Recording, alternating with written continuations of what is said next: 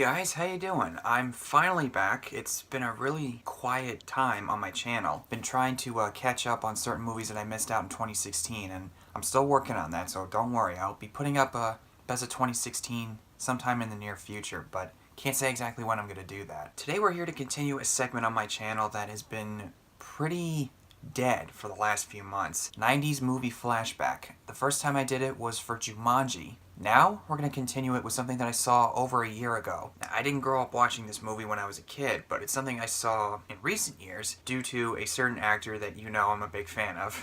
It's not much of a surprise to some of you guys, I guess. And not too many people have really talked about this online as far as I can tell. So let's talk about Pleasantville. Came out in 1998, starring Tobey Maguire, Reese Witherspoon, William H. Macy, Joan Allen, Jeff Daniels, and the late Paul Walker, believe it or not. And directed by Gary Ross. The story of Pleasantville is set around these two lead characters, David and his sister Jennifer, played by Tobey Maguire and Reese Witherspoon, who are feeling very unsatisfied in their current situation. Their parents are divorced. David often spends his time watching reruns of Pleasantville, which is a 1950s sitcom. I'm guessing it was a 1950s sitcom. I don't know. And Jennifer, his sister, his twin sister, is the rebel. Hates her brother, everybody in her family. She'd rather just do whatever she wants with her friends and figuring out which guy she's gonna date. And one night, David has an opportunity to watch all the episodes of Pleasantville in rerun form in order to win this contest, while Jennifer has got a date coming over to their house to watch an MTV concert. And all this is gonna happen while their mom is out of town. And they start to fight over the TV, and the remote breaks, and all of a sudden this mysterious TV repairman comes to the door, played by Don Knotts. Now, if you've seen a lot of classic movies from the past, you may or may not be able to recognize this guy. I recognize him from Mad World, particularly the scene where, I forget the guy's name. You gotta get on the phone to Washington, D.C. What? Will you shut up and listen? Anyway, this mysterious guy shows up and quizzes David on his knowledge of Pleasantville. And to his surprise, David is very knowledgeable and knows the show inside and out, and gives him a very mysterious remote. After he leaves, Jennifer and David go back to fighting, but while they're fighting, they accidentally hit this power button. All of a sudden, it zaps them right into the show of Pleasantville, where they assume the roles of Bud and Mary Sue Parker in the show. And after they fail to reason with the TV repair guy, they have to figure out how to survive in the world of this TV show in order to get back home. Now, when this movie came out in 1998, apparently it was a really big box office flop. It didn't really make a whole lot of money in its box office returns, but it received a lot of praise for the visual style, the acting, and certain themes that it plays on, and it's very noticeable as the movie goes on. It kind of sneaks up on you in a way, with some of the darker undertones that it has going on as far as like racism, and there's even a moment where it reminded me of Nazi Germany. We'll get to that later. And in the years since then, it's gained a cult following, and I think rightfully so, because what do I think of Pleasantville? I think the movie's very touching, thoughtful, and wholesome in just all the right ways. Even if some of the ways that the movie concludes is a little bit sloppy or maybe rushed, I'll get to that part later. But this is kind of hard for me to talk about because it's still relatively new to me. I've only seen this a small handful of times, but one of the biggest praises I can give this movie is the visual style. When they're set inside the TV world, the black and white color palette is spot on, and the way it balances the colors as they start to come into fruition, like with the flower, girl's tongue, the dresses, and people's skin and hair actually turning into Technicolor. It's really amazing how the cinematographer, John Lindley, was able to blend all these colors together. And a lot of people are really stunned by this when all the colors start coming into fruition, and a lot of it has to do with Bud and Mary Sue causing people to act out in different ways than what they're used to in this world. And once David and Jennifer start to go around Pleasantville and seeing the wholesome nature of this town, David tells his sister to go along with the program. She doesn't like that. She says, "David, these people are geeks. No one likes to act like this." But even David, he's slowly starting to set things off, just subtly, even though he wants to keep things in line, by telling Bill Johnson, who runs the diner that Bud works at, "If I'm late, just start cooking the burgers without me. And, if you want, just put the napkins in the containers." And they also have a really simple and wow, gee whiz kind of attitude in this town, especially with the parents played by William H. Macy and Joan Allen. "Honey, I'm home." "Oh, well, welcome home, dear. How was work? Here's your meatloaf." And not to mention when Paul Walker's character Skip comes in, "What's all the commotion?" "Oh, gee whiz, Mary Sue. You had me stumped." Yeah, this is 1950s TV. And when somebody says swell, it's like, swell? Nobody says that anymore. And firefighters make a big fuss to save a cat from a tree. Yeah. But it also makes for a really funny scene when David sees a tree burst on fire and he runs to the firehouse. Fire! Fire! He runs inside. The firefighters are just sitting there at the table and he goes, Fire! Fire! Cat? Movie has a really unique sense of humor to it. It's like a satire of 50s TV, and also plays into the idea of nostalgia and wanting to go back to an innocent time, which is why the character David watches all these episodes of Pleasantville, because he's dissatisfied with his current situation, living in a broken home, and he wishes that his life could take place in a more innocent time. How everything was like all nice and neat and pleasant, hence Pleasantville. But then, as he and Jennifer start to cause all these changes in the town and start encouraging people like Bill Johnson, Jeff Daniels' character, and even Reese Witherspoon enlightening her mother on the idea of sex and masturbation, and David also encouraging Bill to take upon artwork. It's these little things that start to break down the barriers and show you that it really wasn't as romantic as people make it out to be. They still had their share of problems back then, and that maybe it was just all some fantasy world that people built up, and it's still relevant today because people want to go back to an innocent time because they're so dissatisfied with the way things are right now. And also with Jennifer having sex with Skip, that's just another domino falling down. Jennifer, you can't do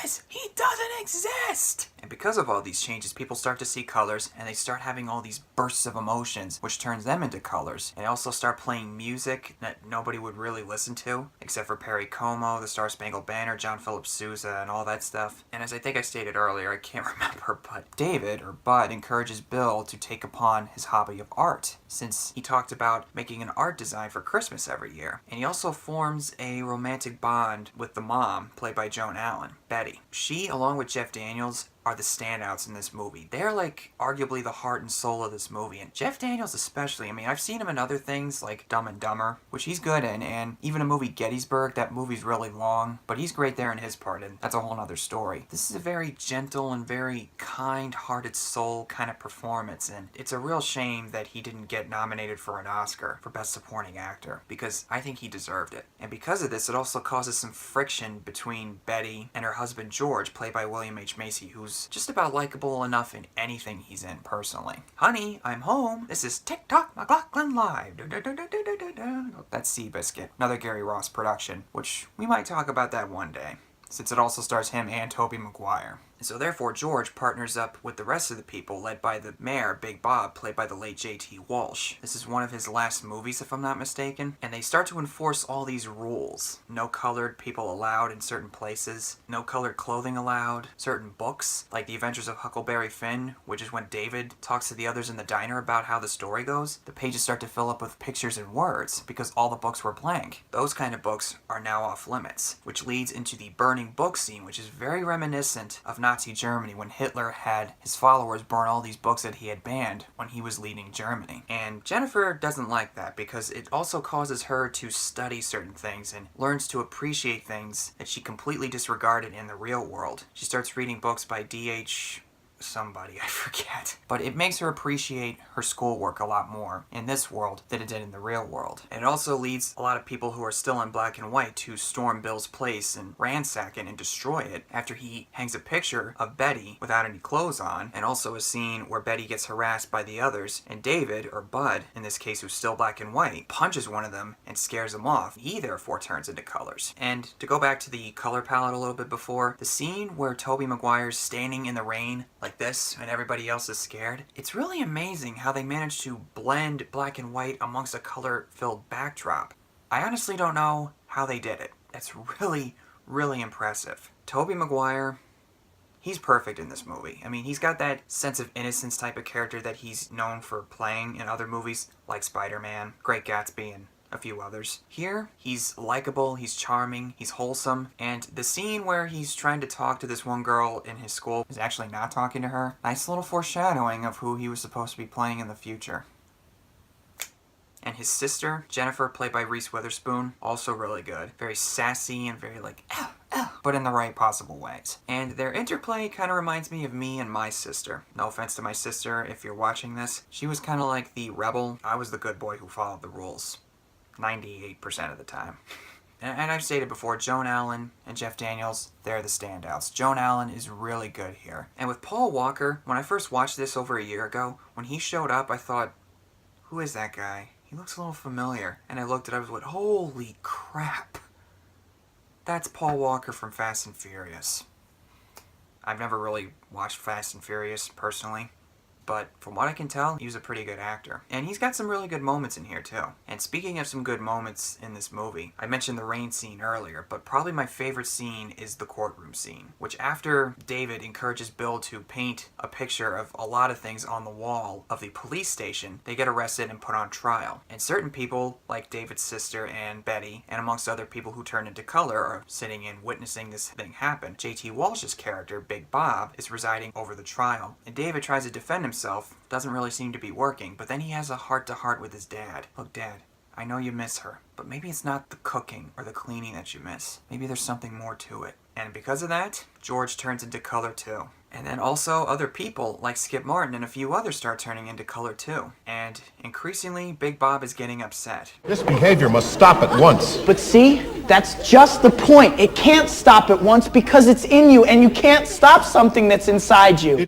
What do you want to do to me right now? Pretty soon, the women could be going off to work while the men stayed at home and cooked. That is not going to happen. But it could happen! And then, Bob has a big burst of anger and turns into color also. And once he sees this, he takes off. And the whole town is in full color. I've thought about what the main message of this movie is. I think it's a very effective message of stop trying to conform to all the social norms that people have around you. Don't be afraid to show your true colors and be yourself. It's nothing really new that we've seen in movies, but it's done in a way where you can buy it. It's a very subtle commentary on, I would say, dictatorships and how a certain ideology tries to set a certain kind of rules over its people. And in a way, it kind of reminds me of The Giver, but in a more family-friendly kind of way. So I think that's what they were trying to go for. And again, it's nothing new, but I think it's done in an effective way. So the way this movie ends, this is where I have a little bit of a problem with the movie. Jennifer decides to stay behind and continue her education while David decides to go back home. He says goodbye to Margaret Henderson, played by Mary Shelton, who was the lifeguard in The Sandlot. I just remembered after watching this movie today. And he also says goodbye to the mom, Betty. This is where I think they could have fixed it, because I feel like there was a scene or two where David explains to Betty and a few other people that he's not from this world and he has to go back to his real world. And also when he goes back home, his real mom doesn't seem to wonder, where's your sister? But nevertheless, it's still a really, really touching ending. Him saying goodbye to Betty, and even though they're not blood related, they still see each other in a mother-son kind of way, and they've grown to care for each other over the course of the movie. Especially in the scene where David tries to hide Betty's skin in black and white, and Margaret is visibly upset over him leaving because they've formed a little bit of a bond too. But he goes back home in a tearful goodbye to both of them, and he starts to cheer his mom up after she's visibly upset over her current situation. Talking to him about how she thought she had it made when she was married, when the kids were growing up, and he said, there is no such thing as a perfect life. There is no such thing as a good thing, like a perfect thing. Plays into another idea that, nothing in life is ever perfect. And you may get exactly what you want in life, but it's never going to be 100% flawless like you want it to be. So yeah, the ending is a little sloppy and maybe a little rushed in some aspects, but overall, it's a really touching ending, and the overall movie I think is pretty solid that I can look past those things. So yeah, Pleasantville, thumbs up. How do you guys feel about Pleasantville? Love it? Think it's alright, or do you hate it? I don't really see how you can hate it because it's a perfectly harmless movie. Just comment below and tell me what your thoughts are, and I'll see you guys next time.